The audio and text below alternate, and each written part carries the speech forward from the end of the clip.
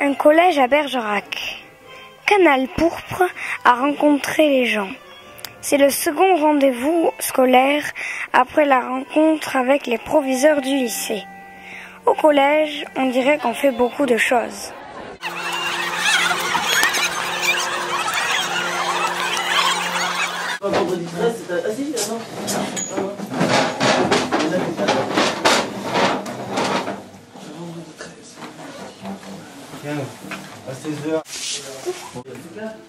Bien, alors nous sommes confortablement installés dans un accueillant lieu qui est la mezzanine du CDI, du Centre d'information, du Centre de documentation et d'information.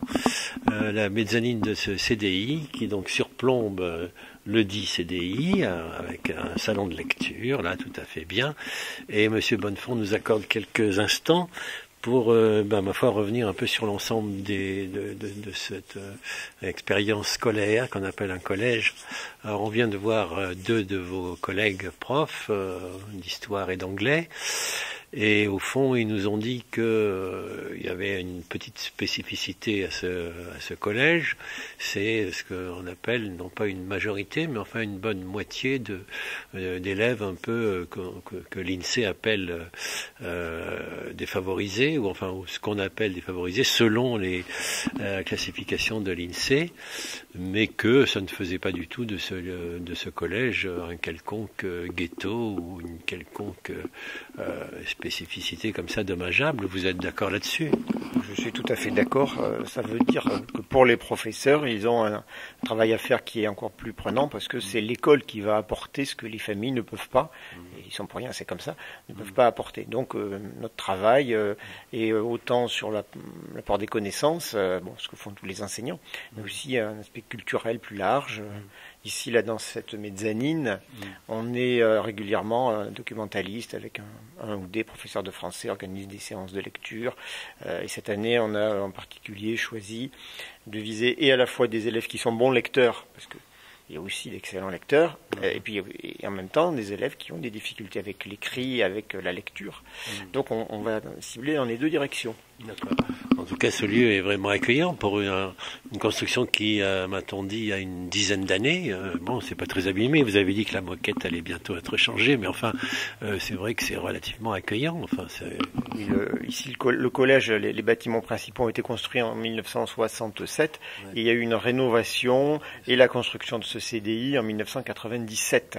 Voilà. Alors la moquette, elle est de 1997. Elle était bien entretenue, mais maintenant, il est temps de faire quelque chose. Et ça a été demandé au Conseil général qui le fera dès que ça sera possible. Et comme toutes ces restructurations d'établissements scolaires, le CDI a une place un peu centrale. Il donne sur le hall d'entrée, qui lui-même est très vaste. Donc c'est une volonté, ça. Oui, c'est une volonté. Alors on ne peut pas le voir puisque là il faudrait faire une promenade dans le collège, mais les élèves entrent par l'extrémité d'un couloir. Donc le CDI, qui est au premier étage, est en liaison directe avec les salles aussi. Donc voilà, c'est vraiment un lieu important pour les élèves. Alors il y a la configuration, il y a les bâtiments, et puis il y a le travail fait par la documentaliste, qui est très important. Elle est très discrète, Madame Aublanc, mais elle fait un excellent travail. Et puis avec les collègues, parce qu'elle n'est pas toute seule dans son coin. C'est un travail en équipe.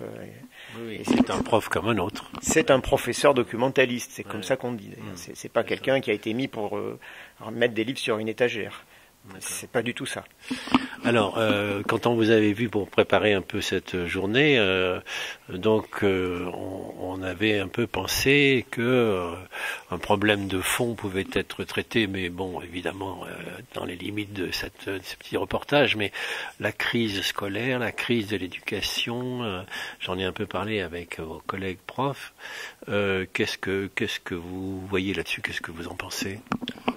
La crise de l'éducation, on est dans un monde qui n'est pas celui d'il y a 30 ou 40 ans, qui a évolué. Donc l'éducation, elle commence bien sûr dans les familles, ça n'a pas changé, mais elle est aussi partagée et l'école joue son rôle.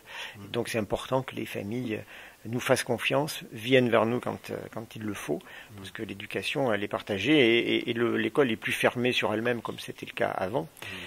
Donc on n'a plus le monopole du savoir. Alors il y a des savoirs de toutes sortes qu'on obtient par Internet, par l'extérieur, et l'école, elle a un rôle à jouer parce qu'elle peut donner aux élèves les armes pour savoir faire le tri dans tous ces apports extérieurs. En famille école, en effet, c'est un point qu'on a vu avec un de vos collègues profs là, qui disait qu'il y avait pas mal de réunions, dont avec des parents justement, parce qu'il y a une espèce de communication bilatérale, hein, des profs et des familles. Alors c'est vrai que l'école n'est pas le seul canal du savoir. Vous avez dit, c'est vrai, mais tout de même, est-ce que c'est un canal comme un autre? Je veux dire, est-ce qu'il est simplement en concurrence avec la famille, je sais pas quoi, la télé, la société entre guillemets, ou bien est-ce qu'il a une spécificité? Enfin, on a bien entendu une spécificité, heureusement, parce que sinon, pourquoi serait-elle obligatoire? C'est-à-dire que l'école, c'est le lieu où on apprend certes à des choses, mais aussi on apprend à apprendre, on apprend à se comporter petit à petit en citoyen. On apprend aussi à se préparer pour un jour ou l'autre exercer un métier, ça se fait petit à petit par étapes.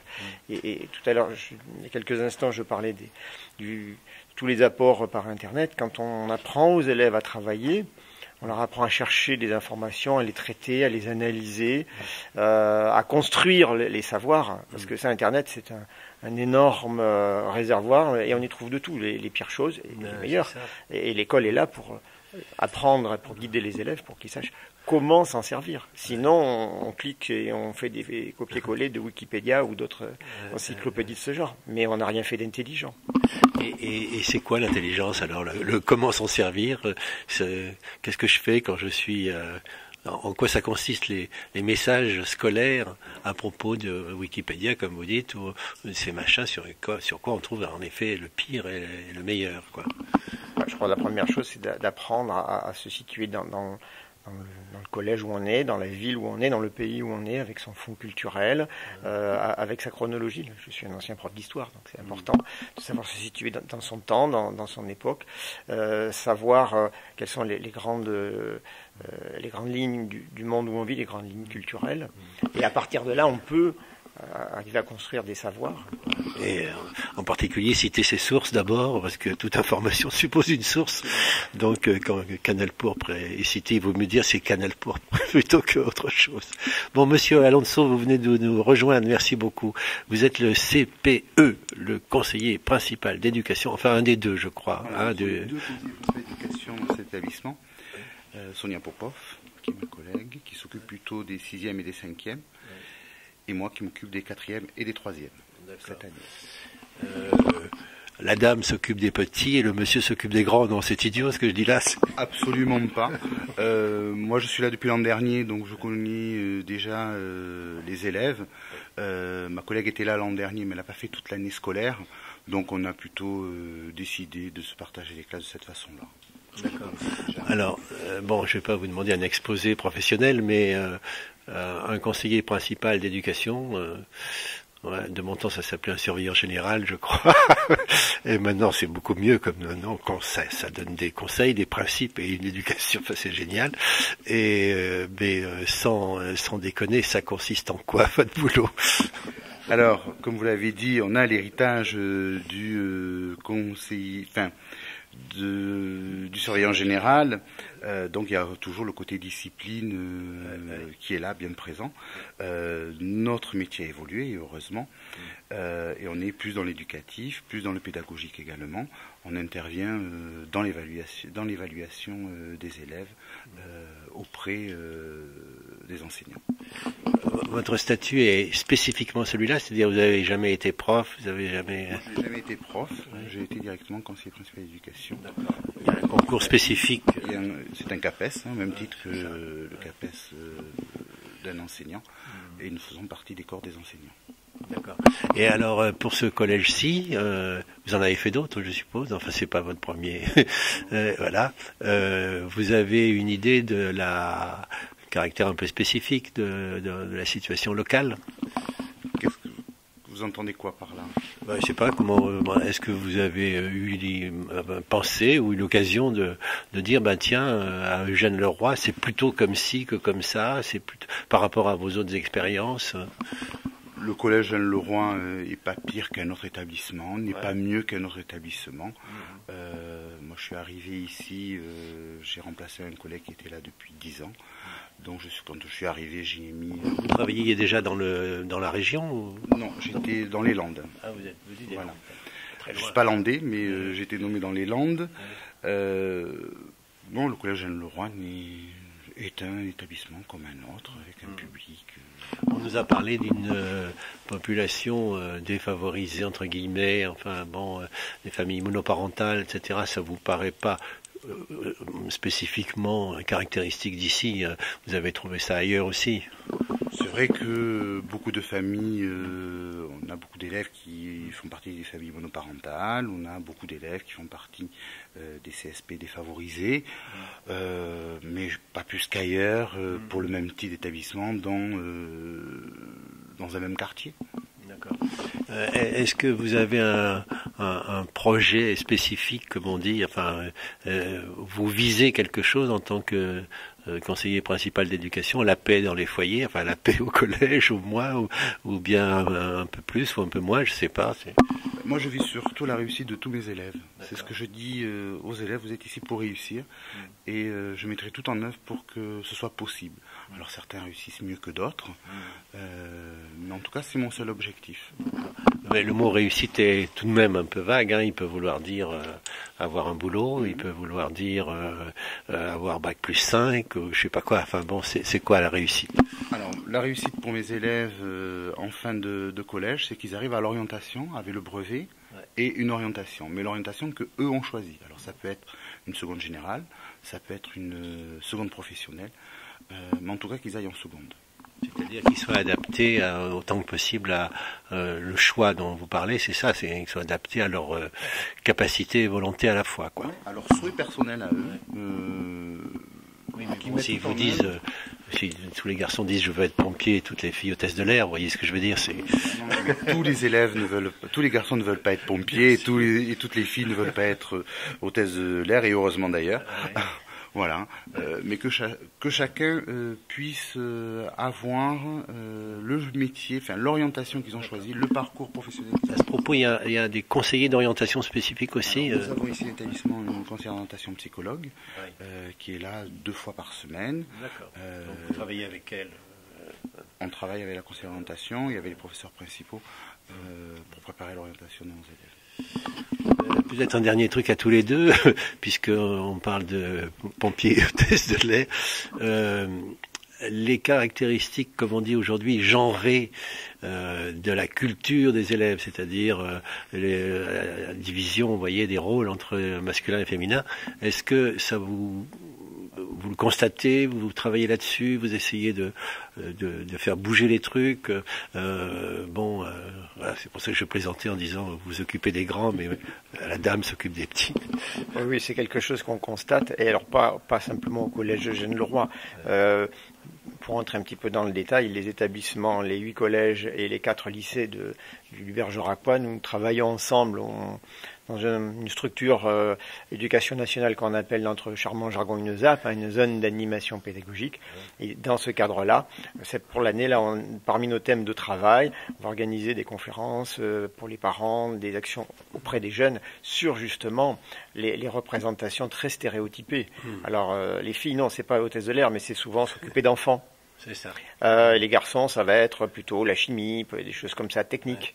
Alors que, pourquoi un garçon ne s'occuperait pas d'enfants et pourquoi une fille ne ferait pas de la chimie? Ça n'empêche pas. Marie Curie, que je sache, qui était physicienne, était une dame et ça n'a pas empêché d'être prix Nobel. Bon, je crois qu'elle était prix Nobel, je suis plus très sûr.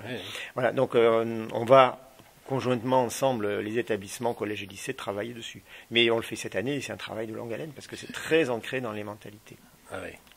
Et donc, vous dites avec tous les établissements, mais sur le coin, là, il y a des programmes, je sais pas comment on a à faire d'ailleurs, mais c'est vrai que c'est un travail de longue haleine et surtout de tous les instants, parce que ça revient, on l'a chassé par la porte, ça revient par la fenêtre. Enfin, bon, c'est là aussi, comme conseiller principal d'éducation, vous voyez ça comme un point important. Enfin. De par notre action en tant que CPE au quotidien, bien évidemment qu'on œuvre à ce genre de choses, puisque nous recevons en entretien des élèves, garçons, filles, indépendamment, et notre but c'est de préparer au mieux l'orientation. Et quand un élève appréhende un petit peu Quand un élève, un garçon nous dit par exemple, ah ben moi j'aimerais bien garder les enfants, mais ça se fait pas. Ouais. Donc on a notre rôle à jouer et à ce titre il existe des mini-stages, alors qui sont faits en général à partir du mois de mars, avril, mai, et on envoie ces élèves-là dans les lycées professionnels qui préparent à ces formations-là pour qu'ils puissent découvrir eux-mêmes que c'est possible. Ah oui, un dernier mot sur ces stages, entre le rapport entre le public et le privé, puisque je crois que c'est assez récent, hein, les stages de troisième, je crois, ça se fait. Ça fait quelques années que dans les textes, les élèves en troisième doivent faire un stage. Alors notre institution qui sait s'adapter au CAF admet aussi qu'ils aient lieu en quatrième. Donc ici au Collège Eugène-Leroy, nous faisons les stages, les élèves font leur stage en entreprise en quatrième, en fin d'année. Ah, d'accord. Et ce qui leur donne d'ailleurs l'occasion de présenter le rapport de stage, d'avoir un oral, c'est un petit entraînement. C'est évaluer une note qu'ils retrouveront après en troisième. Des stages d'une semaine D'une semaine, voilà. Alors ça peut être du lundi au vendredi, du mardi au samedi selon les entreprises, dans les entreprises et les secteurs qu'ils ont choisis. Voilà. Vous n'avez pas trop de difficultés pour trouver des répondants? Non, les élèves arrivent toujours. Moi, depuis que je suis ici, j'ai jamais eu besoin d'utiliser mon carnet d'adresses. Les élèves trouvent toujours un stage, alors que quelquefois ils se rendent compte que finalement, ce qu'ils avaient choisi, c'était pas ça du tout. Donc au moins ça sert à ça. C'est au moins utile pour ça. Et puis d'autres fois, au contraire, il y en a qui sont positifs ou négatifs. Voilà, très positifs et qui se disent c'était ça et je vais essayer d'aller dans cette direction-là. Et cette année, les stages, donc les mini-stages en lycée professionnel, c'est l'autre étage de la fusée, commenceront le 14 janvier parce que le calendrier est très compliqué cette année. Ça concerne donc combien d'élèves en fin de quatrième, vous avez dit? Alors en fin de quatrième, c'est tout le niveau quatrième, mais en troisième, les mini-stages en lycée professionnel, c'est autre chose. Là, c'est sur les élèves volontaires qui veulent voir de près si vraiment le lycée auquel les gens pensaient va leur convenir ou pas. Et évidemment, le mini-stage, il a pour but d'aller voir les disciplines professionnelles. L'enseignement général, le français, c'est toujours le français.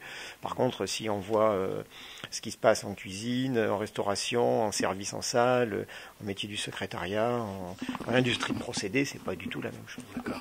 Vous tenez des statistiques sur la sortie du collège, c'est-à-dire, oui, vous avez... Oui, l'institution éducation nationale nous demande de le faire, puis nous, on a besoin de savoir. Donc, grossièrement, 55, 57, 58% des élèves en fin de troisième vont en seconde générale, ce qui n'est pas énorme, c'est un peu en dessous de la moyenne du département. Et puis, nous avons 28-29% d'élèves qui vont en seconde professionnelle, c'est-à-dire donc la seconde de bac professionnel. Voilà. Après, le reste, c'est les CAP, les apprentissages, ce qui est une bonne chose si l'apprentissage a été bien préparé. Allez, faire un apprentissage pour quitter l'école, c'est une très mauvaise idée, ça se termine mal en général. Voilà. Oui, c'est pas une bonne idée, pourquoi vous dites ça? L'apprentissage en soi, ça peut être excellent, si l'élève a bien travaillé son orientation, a bien réfléchi à l'entreprise, a bien réfléchi au métier dans lequel il va se lancer. Les cas où les élèves cherchent un apprentissage vite pour quitter le collège parce que mais ils en ont marre pour toutes sortes de raisons, ça ne marche généralement pas parce que ils n'ont pas assez réfléchi, assez travaillé. Ça devient une orientation par défaut et ça n'est jamais souhaitable. Oui, non, parce que vous dites c'est pas très gros, 57-58% en enseignement général, comme si il fallait être plus gros. Enfin, parce que au fond, l'enseignement général reste une espèce d'idéal ou d'orientation. Ou... On est dans une situation où les élèves doivent avoir la meilleure formation possible et avoir afin de trouver des emplois ultérieurement. Il y a longtemps de ça, avec un CAP, on se casait, c'était pas très compliqué. Aujourd'hui, c'est beaucoup plus compliqué. Donc, on pourrait penser que pour trouver un emploi, justement, l'enseignement professionnel est plus qualifié que l'enseignement général. L'enseignement général, j'ai pas précisé, mais pour moi, ça allait de soi, c'est l'enseignement général et technologique. C'est-à-dire que ne serait-ce qu'au lycée Mène de Biran, qui est le lycée d'enseignement général et technologique, il y a des bacs très généraux, L, S, ES, mais aussi des bacs technologiques, avec des formations, en principe, en 2 ans après. Voilà. D'accord. En tant que CPE, vous disposez d'une équipe de surveillants, je suppose. Oui. Vous êtes combien? Alors, nous avons 8 postes d'assistants d'éducation, dont 2 qui sont à mi-temps. D'accord. Voilà, donc ça vous paraît convenable ou bien vous aimeriez en avoir davantage? Moi, j'ai pour habitude de dire que en vie scolaire, on n'a jamais assez de bras. Voilà, parce que on a besoin que les élèves soient surveillés, on a besoin aussi de mes assistants d'éducation pour aider les élèves. Alors, on a la chance dans cet établissement d'avoir aussi un assistant pédagogique qui est là uniquement pour aider les élèves dans leur travail scolaire au quotidien, de l'aide aux devoirs, de l'aide à la méthodologie. Est-ce que vous diriez que votre métier s'individualise de plus en plus, c'est-à-dire tend de plus en plus vers l'attention au cas individuel, ce pourquoi vous avez besoin de bras, justement? Je crois que, en tant que CPE, on travaille beaucoup à l'individuel. Et heureusement. Hein. Alors là, en ce moment, on est en pleine période d'élection de délégués de classe. Donc là, je travaille avec l'ensemble de la classe pour faire les élections. Mais après, beaucoup à l'individuel. Ça nous intéresse. On reste 2 secondes sur les élections. Les élèves, ils sont comme les Français en général, c'est-à-dire ils s'abstiennent beaucoup ou... Non, là je viens de faire aujourd'hui déjà 2 classes, parce qu'on essaie dans cet établissement de recréer les conditions de véritable élection. C'est-à-dire que les élèves ont d'abord été candidats, nous avons préparé des bulletins, il y a eu campagne, nous avons d'abord préparé les bulletins, et voilà, ils votent dans un isoloir, avec une urne, voilà, les choses sont... Une initiation à la vie démocratique, au fond. Mais on est là aussi pour ça, en tant que... Et là, ça marche plutôt mieux que dans l'ensemble de la société, vous avez moins d'abstention. Il n'y en a pas du tout, puisque tous les élèves sont présents en général, à part un absent. Ils pourraient s'abstenir, je suppose. Ils pourraient s'abstenir, effectivement, mais on leur laisse le droit aussi de s'abstenir, puisqu'on met même des bulletins blancs. Voilà. Donc bon, ils ne le font pas, ou très rarement. D'accord. Dans mon équipe, je voulais préciser autre chose. On a la création d'un poste nommé APS qui vient juste d'être créé. Nous sommes en pleine campagne de recrutement. Alors, c'est agent chargé de la prévention et de la sécurité. Ah oui. Ouais, voilà. Donc nous sommes en plein. Donc ça fait 2 bras supplémentaires dans mon équipe. D'accord. Bon, et voilà, vous voulez ajouter quelque chose, l'un ou l'autre, comme vous voulez? Non, ça vous va? Eh merci beaucoup. Nous sommes contents de travailler dans ce collège avec ces enfants-là, et je crois qu'on forme une équipe qui fonctionne tout à fait bien. Alors de temps en temps, on se dit les choses quand on n'est pas d'accord l'un et l'autre, enfin les uns et les autres, ce qui est tout à fait naturel. Mais je crois qu'on a plaisir à venir ici, voilà. Mais on ne saura pas si vous vous tapez dessus derrière les portes. Non, on se dit les choses très clairement, et je crois qu'il n'y a que comme ça que ça peut fonctionner. Je crois que ça fonctionne plutôt bien. Merci beaucoup à tous les deux.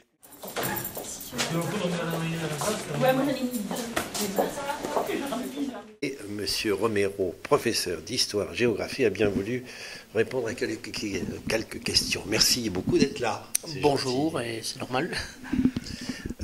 On vient de passer par la salle des profs qui est relativement accueillante. Il y a une machine à café, il y a des profs là, mais bon, ils déconnaient un peu. Ils disaient nous on répond pas, tout ça. Enfin, ils n'avaient pas très envie de causer, mais vous, oui.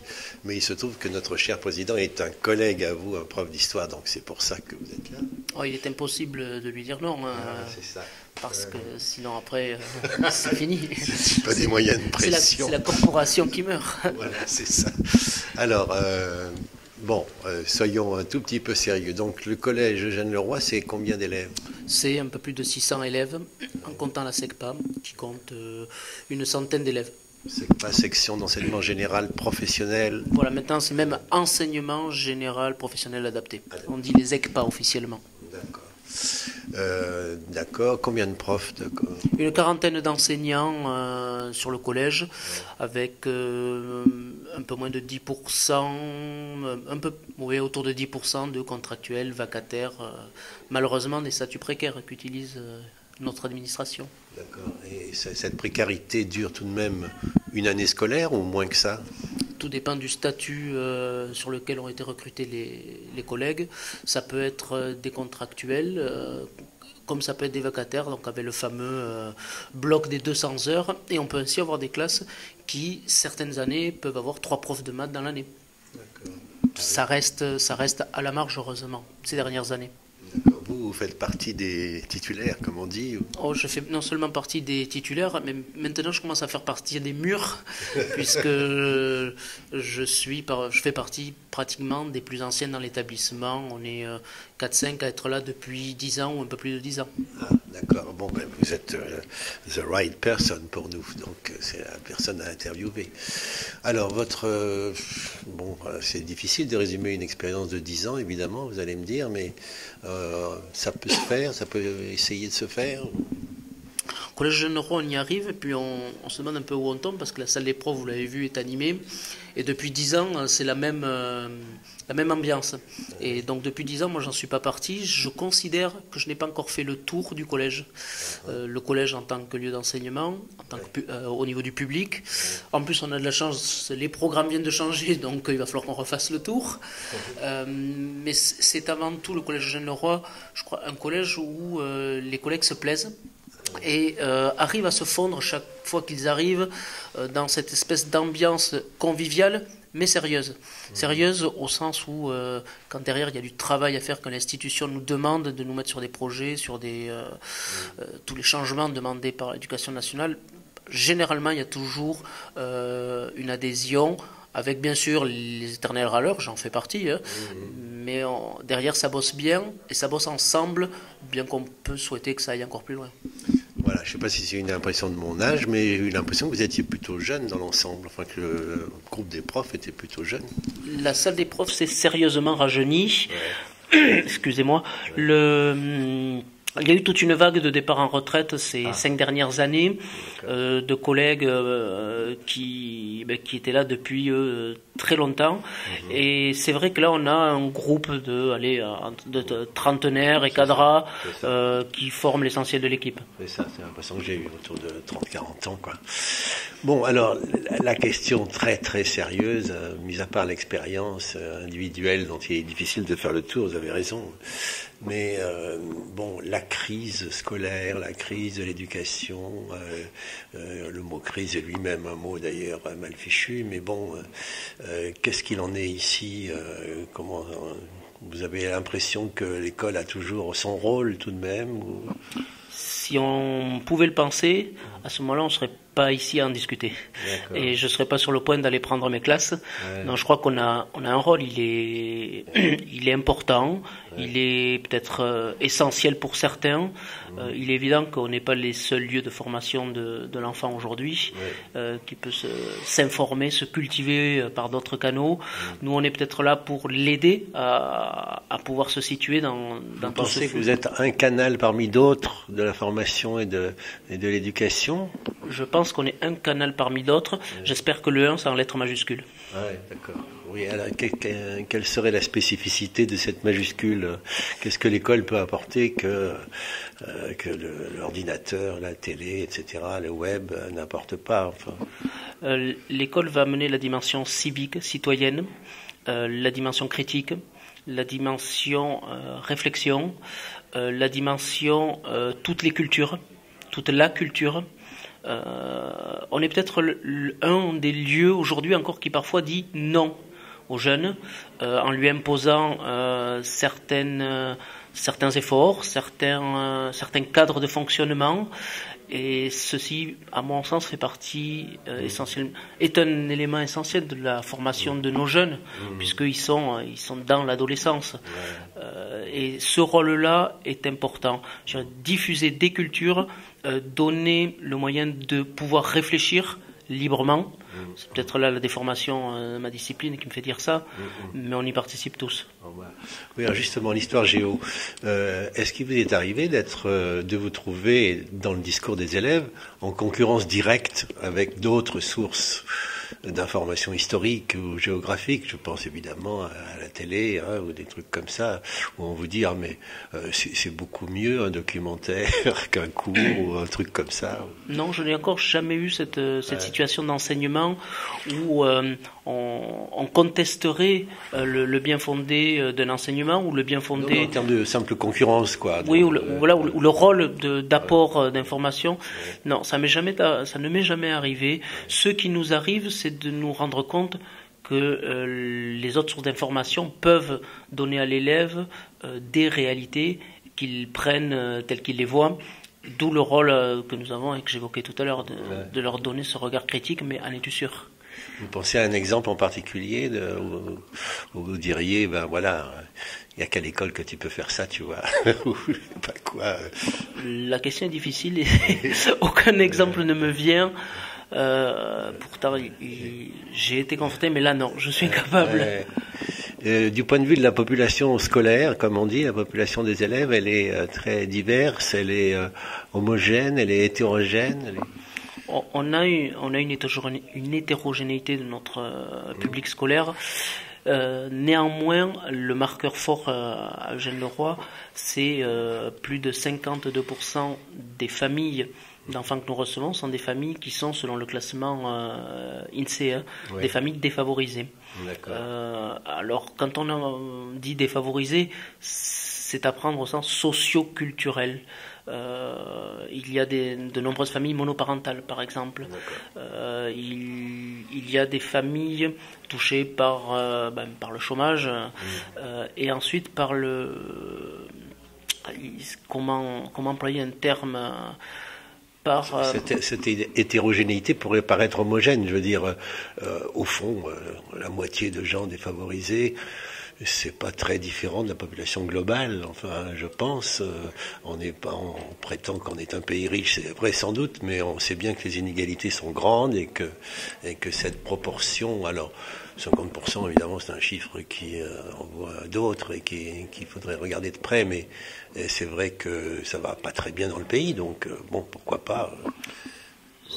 J'entends bien cet argument. Maintenant, si on compare la répartition toujours en classe socio-professionnelle, catégorie socio-professionnelle de collège du Bergeracois ou du collège de l'Académie ou du collège de France, on est au-dessus de toutes les moyennes dans ce ratio-là. Donc il y a une spécificité sur le collège. 50% c'est pas mal, quoi. Enfin, c'est un gros truc. En Dordogne, on est parmi les établissements qui sommes les plus représentés dans ce ratio-là. Et vous avez des contacts avec des collèges qui seraient semblables dans le coin ou... Non, très sincèrement. Non. Ça ne se fait pas d'échanger Pour de multiples raisons, avouables ou pas, très sincèrement, non. Vous n'iriez pas jusqu'à parler de ghetto, quand même? Non, pas Eugène Leroy n'est pas un ghetto. C'est un collège qui est... représentatif de ce que connaissent beaucoup de jeunes, d'adultes ayant en charge des enfants, mais qui est tout de même très loin, très loin, des années-lumière, je pense, de ceux dont on entend parler, de ce qui est médiatisé.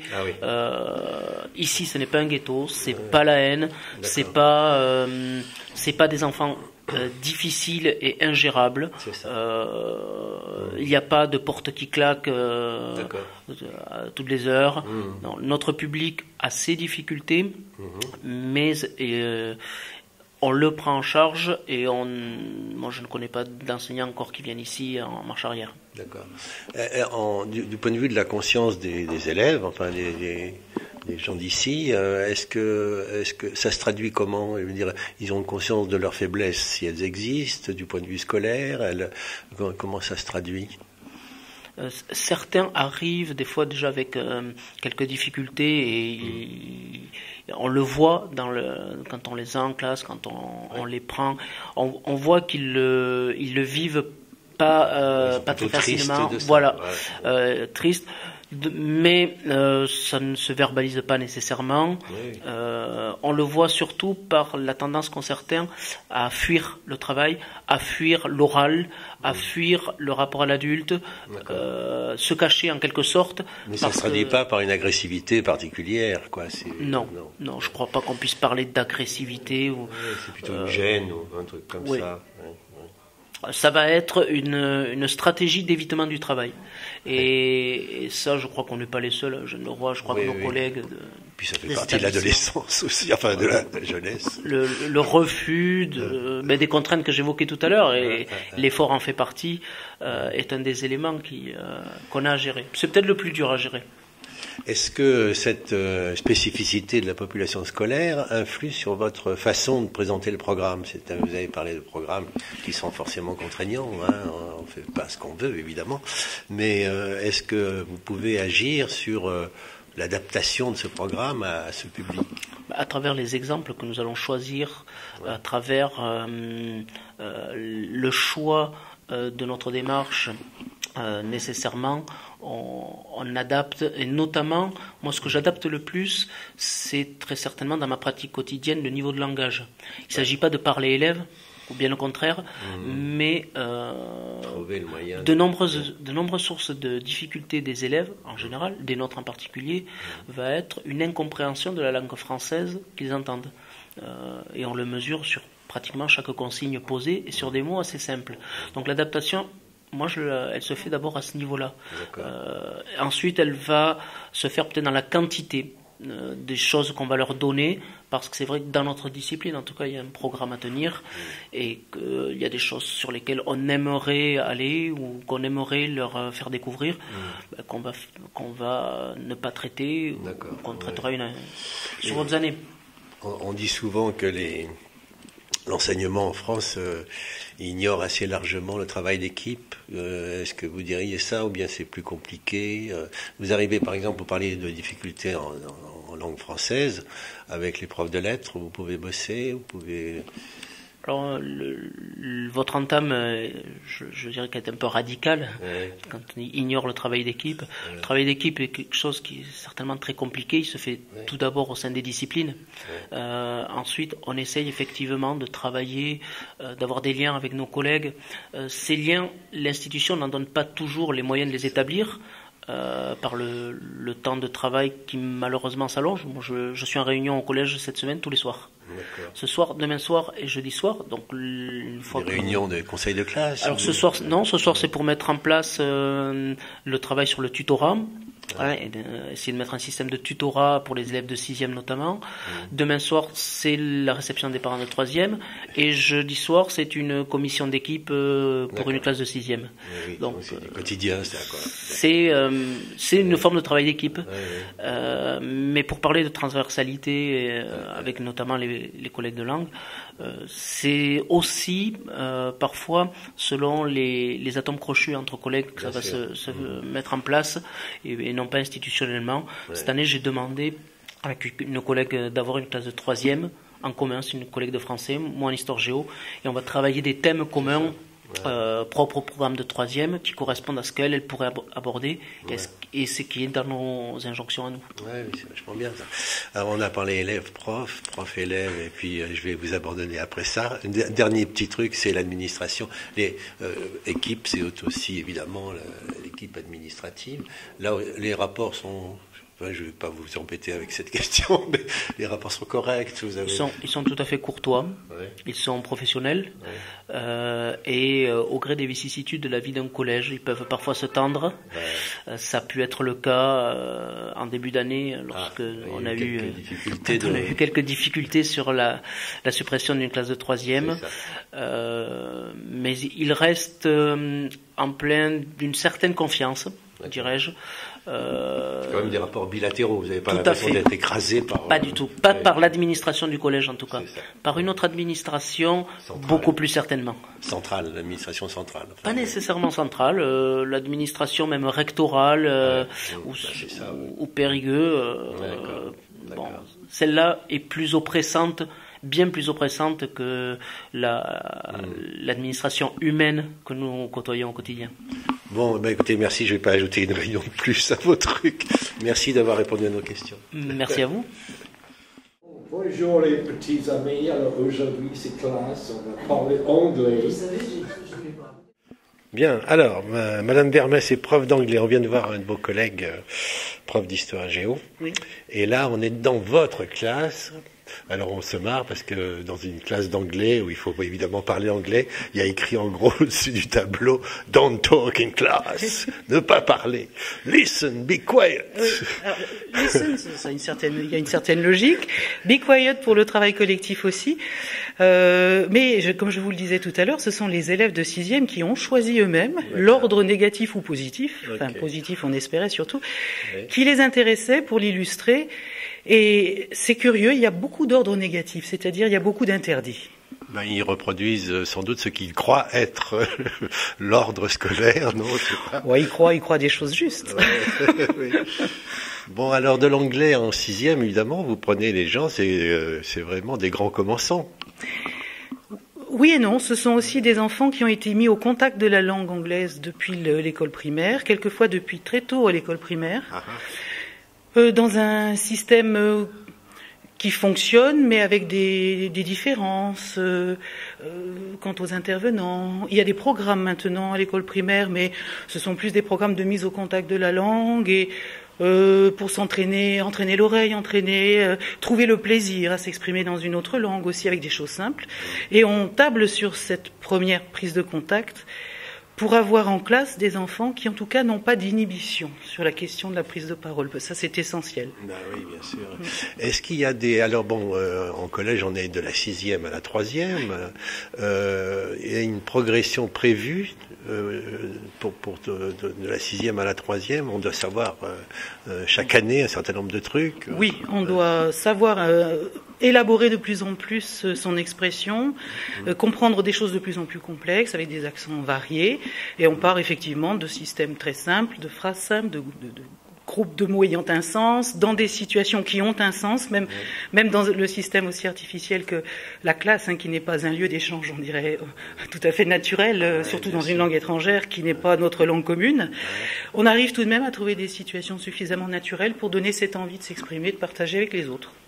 Alors, on est en Dordogne, on sait qu'il y a quand même une communauté anglaise assez importante en Dordogne. Et ça vous arrive d'avoir des élèves qui sont des anglophones maternels, enfin? Ça m'est arrivé, en particulier en classe de 3e. Cette année, j'ai en classe de 4e une jeune fille qui est pour son âge bilingue, c'est-à-dire qui a la pratique naturelle de 2 langues venant de chaque parent à la maison. Comment vous faites? Ça veut dire que c'est une deuxième prof dans la classe? On peut pas dire ça, non. Vous vous en doutez bien d'ailleurs. Je crois que c'est surtout une aide. C'est une demoiselle sur laquelle on peut s'appuyer. Les autres sont très intrigués. Il y a des petits moments où j'en profite pour les frustrer légèrement, parce que la frustration, c'est le début du désir d'apprendre quelquefois. Donc en frustrant, en discutant un tout petit peu avec elle sur des petites choses, on voit les yeux qui s'allument, parce que là, à ce moment-là, on voudrait bien comprendre, alors que dans d'autres activités proposé par le professeur, on ne peut pas dire qu'on est toujours très emballé pour comprendre ce qui se passe. Vous avez un objectif que vous pouvez partager, puisque c'est un peu ça le fil rouge de notre présence ici, c'est le partage de l'expérience des profs et puis d'un collège, quoi. Vous avez un objectif qui peut être... Enfin, vous cherchez des trucs. Des trucs. L'objectif, il est plus général que l'école, je dirais. Et d'ailleurs, on n'est pas orienté vers, mais c'est pas par hasard, il y a 2 fois la carte du monde sur les murs. Oui. C'est-à-dire que mon objectif, c'est de faire percevoir aux enfants que notre langue française, nous l'aimons tous, nous la pratiquons avec un grand plaisir, des difficultés certes, mais plaisir. Mais c'est pas forcément la langue d'échange international première. Donc il va falloir trouver le moyen de pouvoir discuter avec autant de gens que l'on peut, et des millions de personnes parlant l'anglais dans ce monde, leur faire percevoir que c'est une bonne langue d'échange dans toutes les situations et avec des gens dont c'est pas la langue maternelle non plus, est déjà quelque chose d'important. Et puis vous savez, leur faire prendre conscience aussi qu'eux qui adorent parler, parce qu'ils adorent parler les jeunes, il faudrait que le fait d'aimer ce dialogue, cette envie d'aller vers les autres, on le retrouve dans la pratique et l'apprentissage d'une langue étrangère, c'est surtout fait pour ça. Ouais. Alors, vous savez que j'ai été prof de philo, je vais creuser un tout petit peu ça, parce que langue d'échange, langue de communication, c'est vrai, mais la langue n'est pas simplement faite pour communiquer. Vous avez dit, on a beaucoup de plaisir à parler. Je pense que c'est pas seulement parce que on cherche à communiquer, mais il y a un goût de la langue, quoi. Je ne sais pas comment le définir, évidemment, mais il y a quelque chose dans la langue française, il y a quelque chose dans la langue anglaise, et je pense que, par exemple, ce qui est très illustratif de chaque langue, sont les idiomes, les idiomatismes, les façons de parler, quand il tombe des cordes ou je sais plus quoi. Enfin bon, vous connaissez bien ça. Ça joue un rôle dans votre enseignement? Absolument, dans la mesure où c'est vrai que pour pouvoir fonder une réflexion, parce qu'il y a une réflexion sur la langue et elle peut se produire à tout niveau. Elle peut être plus ou moins approfondie. Il y a aussi une poétique. Et il y a aussi le fait que pour pouvoir développer cet amour et cette connaissance d'une autre langue, il faut pouvoir s'appuyer sur l'amour et la connaissance, ou la connaissance et l'amour vient après, je dirais, de sa propre langue maternelle. Donc c'est vrai qu'on a intérêt dans la mesure du possible, à tout niveau, à faire en sorte de les mettre en relation pour voir les différences et sortir de la première réaction des classes de 6e qui est « Oh là là, mais ils sont fous ces Anglais !» À quoi on a tenté de répondre « Nous Français, on est bien fous aussi, parce que les petits Anglais qui apprennent les conjugaisons français se mordent les doigts, je pense, jusqu'au coude. » Et donc c'est vrai qu'on s'appuie et on raisonne, parce qu'il faut raisonner pour construire. Et de ce point de vue-là, est-ce que vous êtes bilingue, donc vous Je mets tout de suite un bémol. Donc, je suis de langue maternelle française, j'ai appris l'anglais à l'école, à l'université, j'ai vécu et travaillé 1 an en Angleterre, j'y vais, j'ai des contacts avec des gens qui parlent dans l'anglais la langue maternelle, mais pour moi bilingue, ça serait un peu comme la petite demoiselle quand elle sera adulte, c'est-à-dire la même maîtrise de 2 langues. Pour être honnête, ma langue maternelle, le français, je la maîtrise toujours un petit peu mieux, y compris dans la terminologie technique ou la capacité à trouver un sens à quelque chose de très technique qui n'est pas quelque chose que je connais, chose qui m'est beaucoup plus difficile de faire en anglais. Des images qui parlent en français qui ne pourraient pas parler en anglais, par exemple, des trucs comme ça. Mais alors du coup, quand même, pas bilingue, ok, d'accord, complètement. Mais je maîtrise. Mais vous maîtrisez bien. Je vous rassure tout de suite. Mais qu'est-ce que c'est la caractéristique de l'anglais comme langue, quoi? Est-ce que vous avez appréhendé ça? Est-ce que qu'est-ce qui caractériserait si vous étiez bilingue tout à fait? Vous pensez que ça irait plutôt de quel côté? Enfin, du côté de l'anglais, ce serait quoi? Les deux. Moi, ce que j'aime dans le fait d'avoir appris une langue étrangère, c'est de pouvoir jouer du fait que de jouer comme au théâtre, comme un jeu. Je vais être une autre personne dans cette autre langue. Je vais pouvoir me permettre de dire des choses autrement.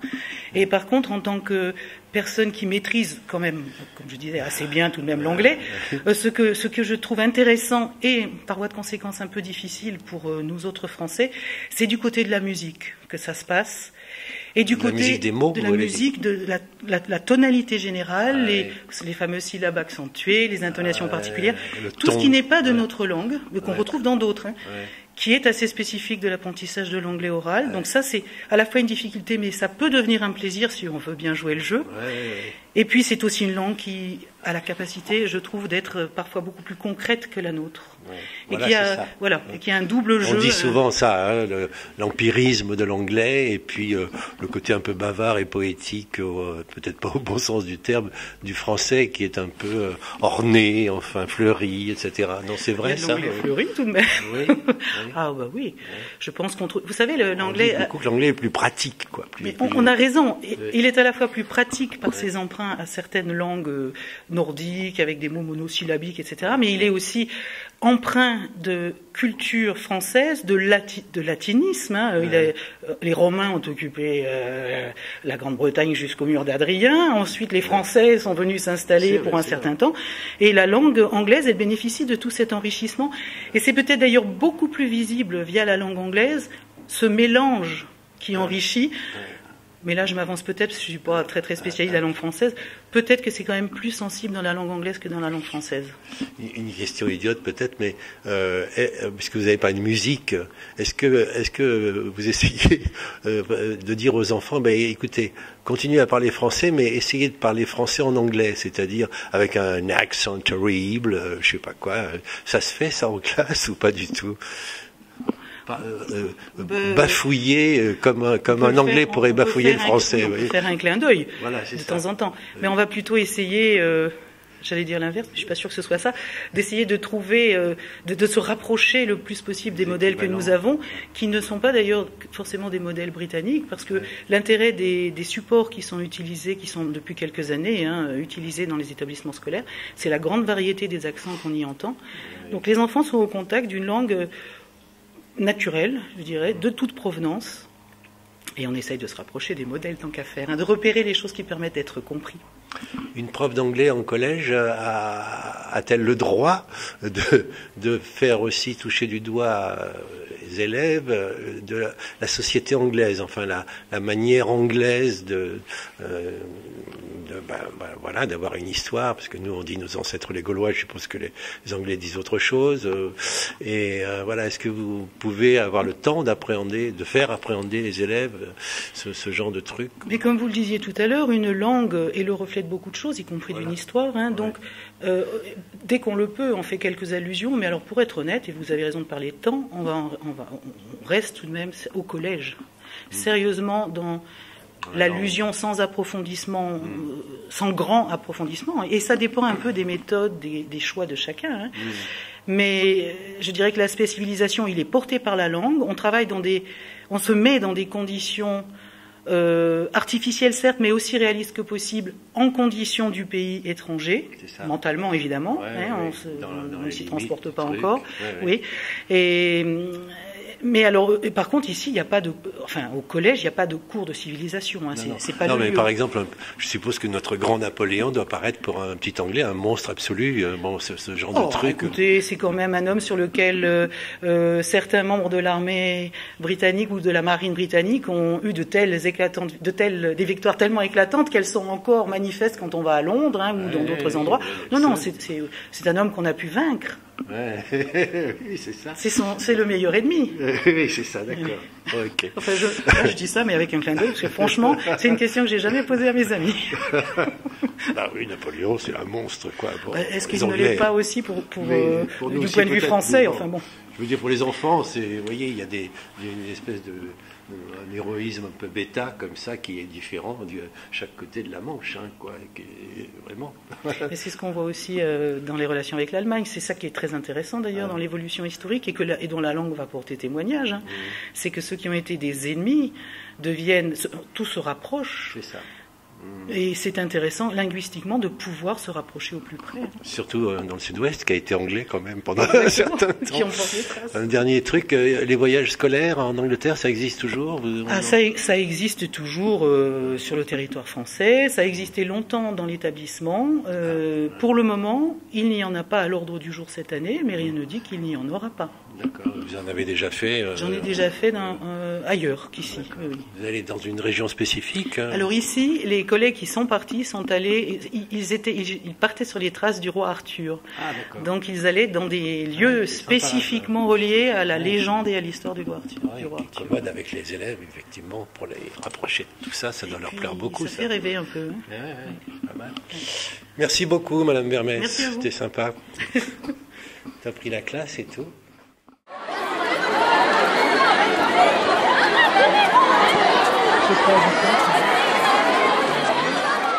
Bien, alors nous sommes à 15h20 avec Monsieur Marron, qui est le directeur de la SECPA, section d'enseignement général, professionnel, adapté. Ça nous change un petit peu de ce qu'on vient de voir. Donc on vient d'interviewer un prof d'anglais, un prof d'histoire-géographie, on est allé un peu au CDI, on a vu le CPE, ça fait beaucoup de sigles tout ça. Et donc avec vous c'est un peu différent puisque donc vous êtes cette aile du collège et qui s'occupe particulièrement au fond d'apprentissage. Alors nous nous occupons particulièrement d'enfants qui ont eu des difficultés scolaires assez importantes à l'école primaire et pour qui, arrivé à l'âge de 12 ans, il était difficile, voire quasi irréalisable de continuer une scolarité ordinaire de la 6e à la 3e. Donc les SECPA existent depuis les années 80. Anciennement, elles étaient appelées SES, les sections d'éducation spécialisée, et depuis les années 80, des textes ont bien reformulé la définition des missions que l'on a à effectuer avec ces jeunes. Et la première mission, donc, c'est de les accueillir tels qu'ils sont, de faire un diagnostic de leurs difficultés et d'adapter l'enseignement du collège, donc de la 6e à la 3e par rapport à leurs difficultés, et notamment par un enseignement professionnel qui arrive à partir de la 4e, où les élèves disposent de 6 heures d'enseignement professionnel en 4e et 12 heures d'enseignement professionnel en 3e. D'accord. Ils deviennent donc officiellement des apprentis, je ne sais pas très bien comment ça s'appelle. Non, ce sont des collégiens à part entière. Oui. Ils sont dans le circuit normal du collège, donc ce sont des collégiens à part entière. Ils ont simplement une adaptation de leur scolarité.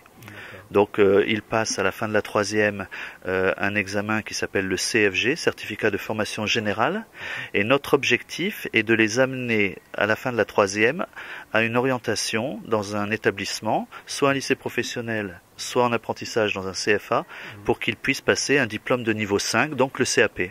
D'accord. Vous êtes là depuis un petit moment, je crois. Voilà, donc moi je suis arrivé en tant qu'enseignant en 1996, et donc en mathématiques et sciences, et puis j'ai eu l'opportunité donc de prendre la direction en 2006, suite à un stage d'une année à Paris. D'accord. Et du point de vue de cette sortie des élèves du collège, là vous avez une petite idée des proportions en CFA, en lycée professionnel? Alors ça varie pas mal selon les cohortes, mais dans l'ensemble, notre premier objectif est d'amener ces jeunes en lycée professionnel, parce que l'on sait que en centre de formation d'apprentissage, c'est quand même difficile de lier à la fois le travail en entreprise et la théorie dans le centre. Donc on privilégie beaucoup le lycée professionnel, surtout que l'ONICEP et les CIO ont mis en place quand même pas mal de structures pour aider ces jeunes à s'orienter avec des filières adaptées à ces jeunes. Alors, parlons un peu de cette adaptation, parce qu'évidemment, on ne pouvait pas tout faire. Je suppose que les individus sont très différents les uns des autres, et vous proposez un petit nombre de formations. Là. Alors c'est pas un nombre de formations. Alors ça se passe. Formation, pardon. Oui, d'adaptation, oui, tout à fait. Alors ce que l'on propose, c'est que lorsque l'élève arrive, comme je vous l'ai dit tout à l'heure, il arrive en sixième, on fait un diagnostic de ses difficultés et de ses connaissances, évidemment. Donc il y a des évaluations qui sont faites, et à partir de ces évaluations, on met en place ce que l'on appelle un projet individuel de formation et d'orientation. Et les élèves donc sont répartis dans les classes de façon tout à fait normale comme celle du collège. Par contre, nous mettons en place 2 heures par semaine des modules d'aide spécifiques où en petits groupes, on va travailler justement sur les difficultés qui sont les plus prégnantes et qui les bloquent dans leur scolarité.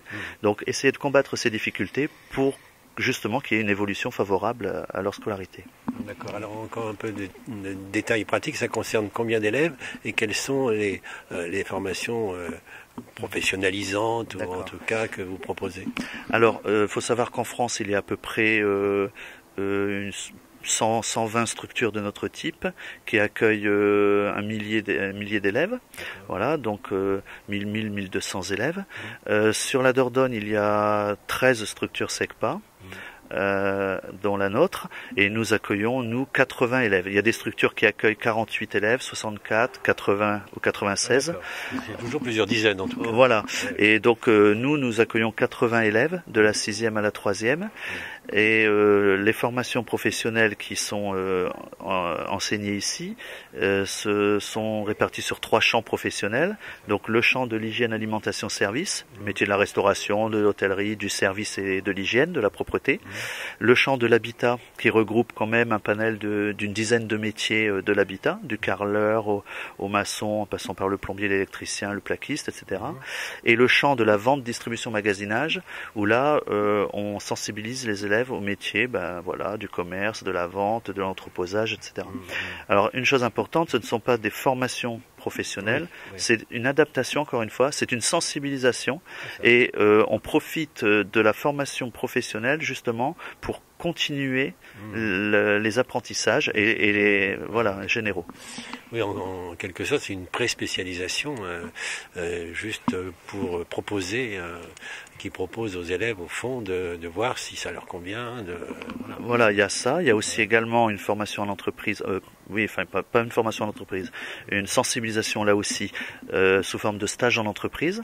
En 4e, les élèves tournent un trimestre dans chaque atelier, et suite à chaque stage dans l'atelier, ils font un stage d'1 semaine en entreprise, et on leur demande de trouver une entreprise qui soit en lien avec cet atelier. Et en 3e, ils ont un gros stage de 3 semaines en entreprise, puis encore un autre de 15 jours en fin de scolarité. Vous observez que l'adaptation se passe bien, c'est-à-dire vous observez des élèves qui disent « Ah oui, tiens, ça, je ne savais pas faire, maintenant je sais faire, ça me plaît », enfin des trucs comme ça.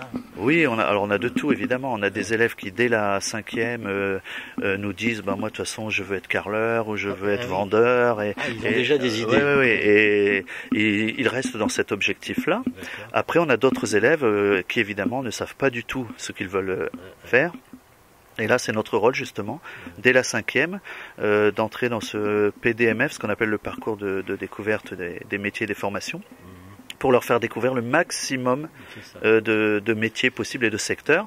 Donc, par les ateliers, par les visites d'entreprise, par les stages en entreprise, et par des expositions, puisque nous travaillons en partenariat avec Cap Métiers Aquitaine. Et cette année, nous avons 5 expositions qui viennent tout le long de l'année sur notre collège. D'accord, on va aller voir de plus près les ateliers tout à l'heure, les 3 ateliers. Comment vous vous définiriez? Vous êtes combien d'enseignants là? Alors, il y a le directeur adjoint chargé de la SECPA, avec 4 enseignants donc qui sont des enseignants du premier degré spécialisés. Des professionnels. Voilà, des professionnels, des professeurs spécialisés qui ont fait un stage d'1 année pour travailler sur cette structure d'adaptation. Et nous avons 3 professeurs de lycée professionnel spécialisés pour travailler dans les ateliers également avec ces jeunes en difficulté. Mais n'oublions pas que nos élèves sont des collégiens comme les autres.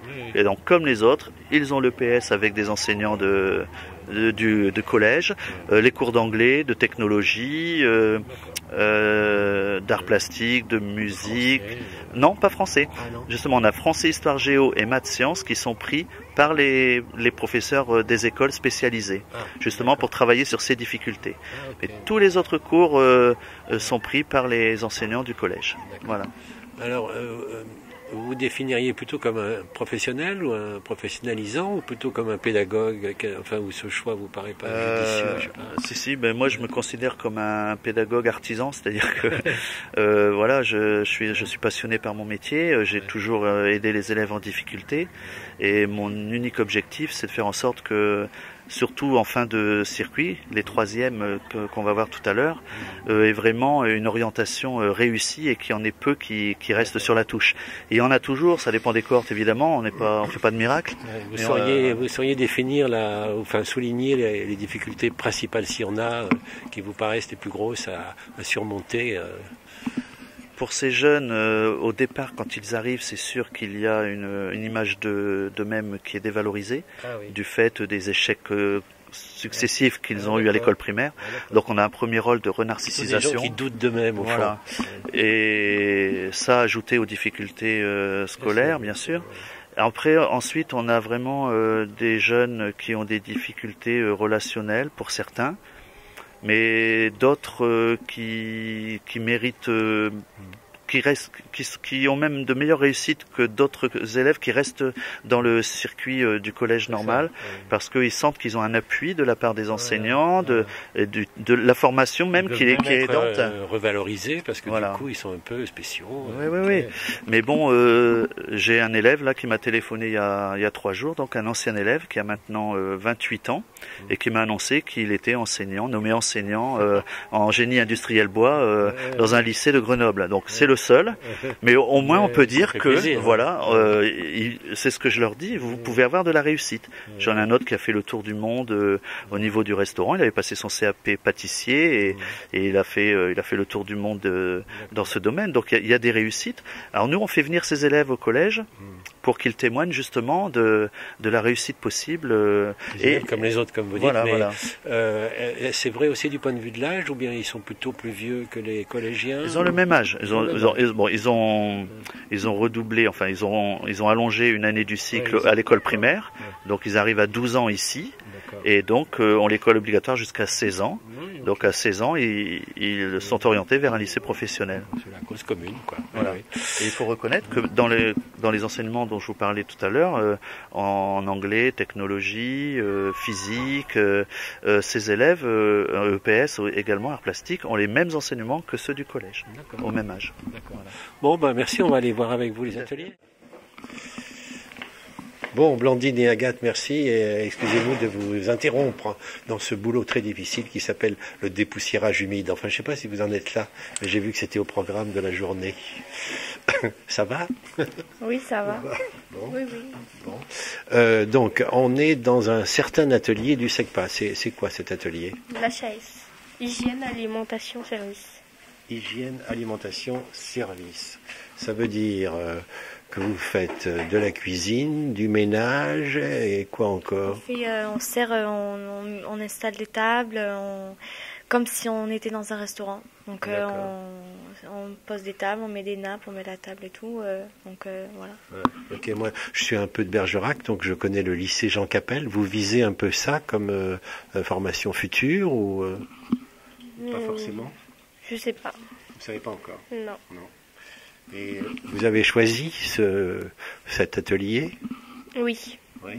Pourquoi? Parce que ça me plaît, la chaise, et puis c'est un peu dans ce que je voudrais faire, en fait. D'accord. Vous aussi, c'est pareil?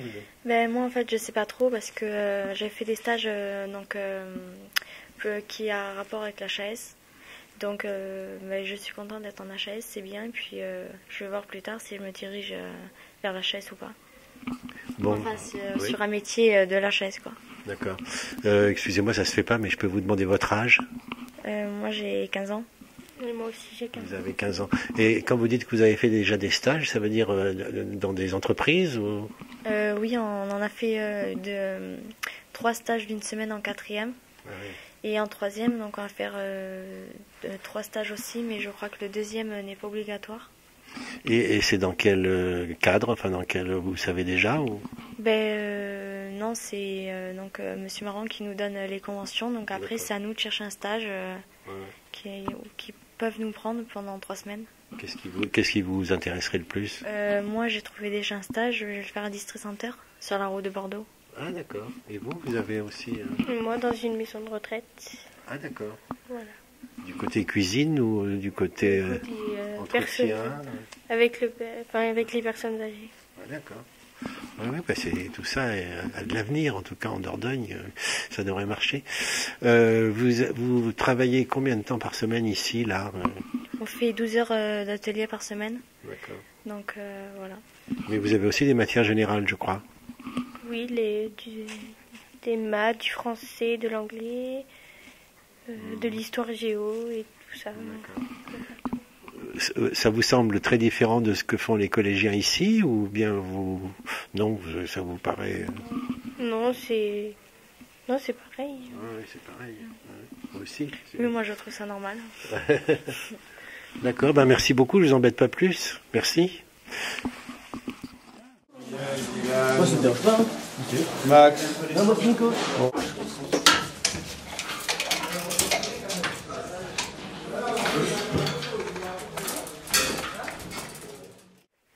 Alors, Lucas et Nicolas, merci beaucoup de nous consacrer 5 minutes dans cette dure journée de travail, bien entendu, puisqu'on vous a pris là en plein boulot. Donc, vous êtes de l'atelier SECPA qui s'appelle l'habitat. L'habitat. Voilà. Et l'habitat, ça consiste à faire plein de trucs ou... Oui, toutes ces sortes de maçonnerie, plein de trucs comme ça. En ce moment, je crois que vous êtes dans le placo, c'est ça? On est en train de faire le placo, l'enduit. C'est-à-dire que vous faites le boulot d'un plaquiste, quoi. Voilà. Oui, voilà. Et après, on fait plusieurs sortes après.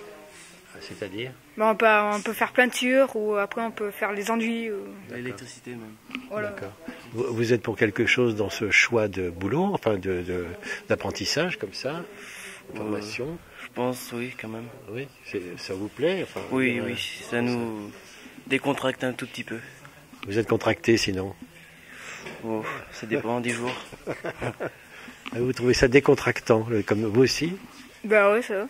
Même si c'est dur un peu là. C'est très physique. Ah oui, c'est très physique. Il faut beaucoup de sport. Je peux vous poser la question de quel âge vous avez? 15 ans. 15 ans et vous Pareil. aussi. 15 ans. On vient de voir des collègues à vous dans l'atelier HAS, vous avez 15 ans aussi. Je sais pas si c'est normal, mais il y avait beaucoup de filles là, et ici il y a beaucoup de garçons. Ça vous paraît normal? Il n'y a aucune fille. Il trouve que l'atelier habitat est un tout petit peu trop dur pour elle, donc... Elle trouve ou bien on trouve pour elle? Oh non, il y a des femmes qui font de l'habitat, de maçonnerie. Ben voilà. Mais ici, ils veulent pas, donc c'est pas grave. Ouais, c'est un peu regrettable quand même, non? Ah, je sais pas.